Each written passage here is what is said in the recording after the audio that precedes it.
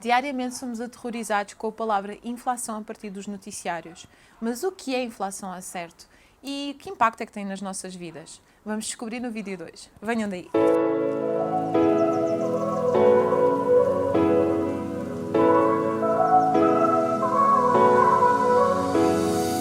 O que é inflação? De onde é que ela apareceu? Que impacto é que ela tem nas nossas vidas?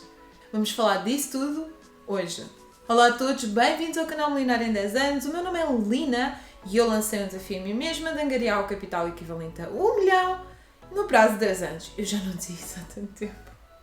Antes de começarem a ver este vídeo, primeira coisa, por favor, deixar um like. Vocês podem tirar o like depois se não gostarem do vídeo e subscrever o canal, porque isso ajuda ao crescimento do canal, porque isso deixa uma milionária muito feliz, isso ajuda a promover o canal e isso ajuda também a espalhar a informação. E neste caso é muito importante porque de facto nós temos ouvido imenso falar sobre a inflação ultimamente, especialmente ultimamente. A inflação tem estado a bater recordes e eu gostava muito de perceber que bicho sete cabeças é esse, que impacto é que tem na nossa vida e porquê é que é assim tão mal. De acordo com as pesquisas milionárias, os primeiros exemplos de inflação foram registados ainda na altura da Idade Média. Na altura, os impostos eram pagos em moedas, mas como esse dinheiro não era suficiente para satisfazer as necessidades do governo, eles lembraram-se de partir, mas era mesmo trincar, pedaços de moedas, que depois usavam para emitir mais moedas. Assim, o peso das moedas reduzia, mas o número das moedas aumentava e para a mesma quantidade de produtos tínhamos mais dinheiro. Isso fazia aumentar os preços dos produtos e temos o nosso primeiro exemplo da inflação na história. Também ao longo da história acontecia, por exemplo, que os ditadores imprimiam mais dinheiro para si e para os seus próximos, aumentando assim a inflação e aplicando um imposto indireto. E é por isso que hoje em dia os bancos centrais, pelo menos de jure, não significa que seja de facto, supostamente não dependem dos governos, que poderiam beneficiar da inflação.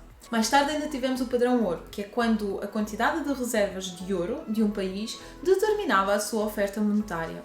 Os problemas económicos eram resolvidos através do aumento da despesa do governo, por exemplo, em infraestruturas. Entre janeiro de 1919 e novembro de 1923, na Alemanha, deu-se uma hiperinflação. Era uma hiperinflação tal que chegou-se ao ponto de queimar dinheiro em lareiras para aquecer-se contra os rigorosos invernos. Era mais fácil aquecer-se queimando dinheiro do que usando esse dinheiro para comprar alguma coisa. Para aquecer. Para a lareira. Lenha, coisas assim. Mas existe a outra face da moeda.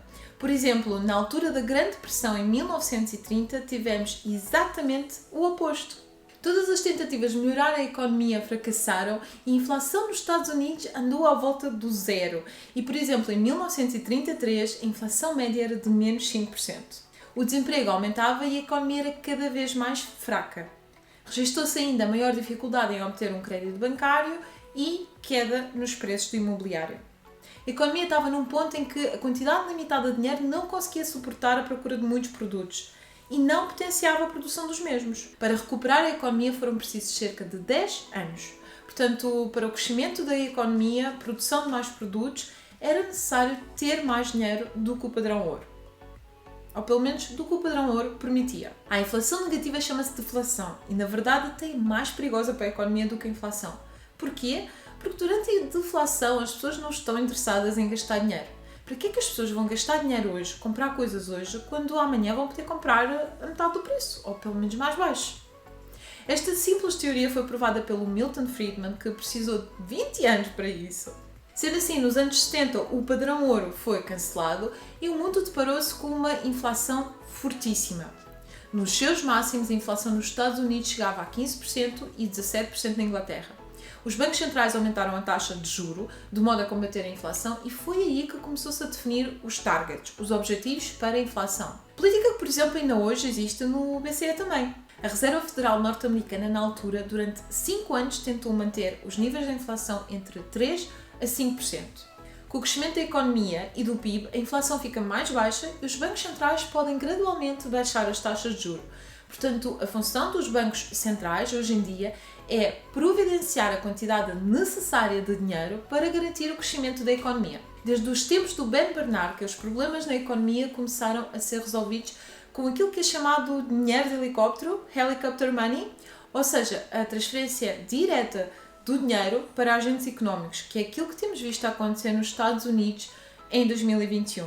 Quando esse dinheiro é injetado assim, os níveis de negócio aumentam, o que faz com que a procura das matérias-primas também aumentam. Mas depois o que é que acontece? As cadeias de distribuição não conseguem manter esse ritmo. Existe uma elevada procura, aumenta-se a produção para responder a essa elevada procura, mas as cadeias de distribuição não estão preparadas para esse volume de distribuição, o que faz com que o preço da matéria-prima e o preço dos produtos dispare e, portanto, temos uma inflação de demanda.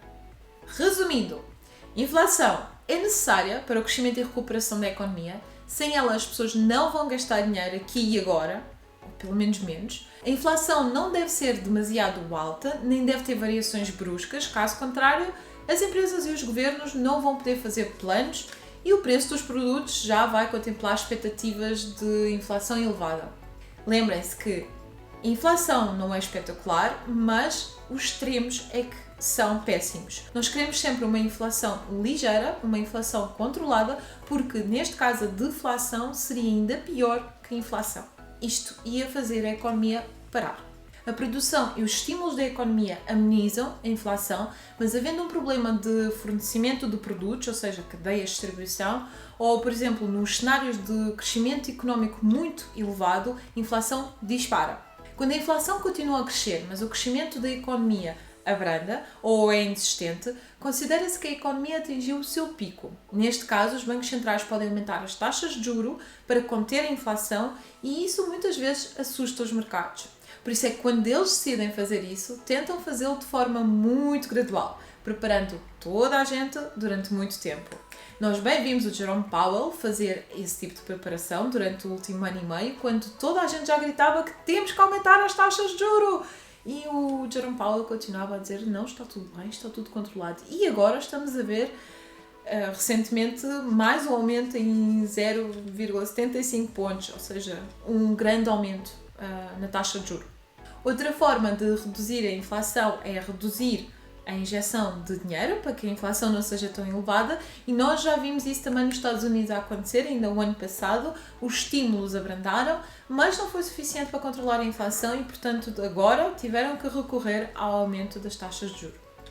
Quando a taxa de juros aumenta, porquê que então os mercados caem? Qual é a correlação? O que é que se passa? Então, quando a taxa de juros aumenta, o dinheiro fica mais caro e os mercados reagem com quedas. Porque, para as empresas, isso pode significar condições de financiamento mais rígidas, porque vão ter as taxas de juros sobre o seu financiamento muito mais elevadas. Imaginem os empréstimos bancários que vocês têm. De repente dizem, ok, vamos aumentar a taxa. Obviamente que vocês, se calhar, estavam a ponderar pedir uma quantia e vão pensar duas vezes se vão pedi-la ou não. A inflação pode aumentar por três razões: monetárias, psicológicas e reais. Ou seja, os preços sobem devido a um governo emitindo um dinheiro em excesso para pagar as contas a empresários que jogam com os custos no alto já prevendo a inflação. Ou seja, os preços sobem devido a um governo que emite dinheiro em excesso para pagar as contas a empresários que aumentaram os custos altos prevendo a inflação e escassez de produtos em relação à demanda.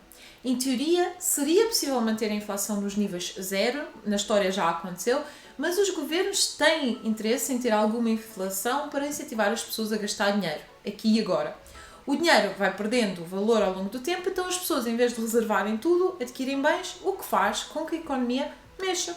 Portanto, a inflação não é um bicho de sete cabeças, a inflação controlada é algo bom. Neste momento estamos a ver níveis de inflação descontrolada e obviamente isso tem depois impacto na nossa carteira, não só através do aumento de preços, mas também através do aumento das taxas de juros, por exemplo.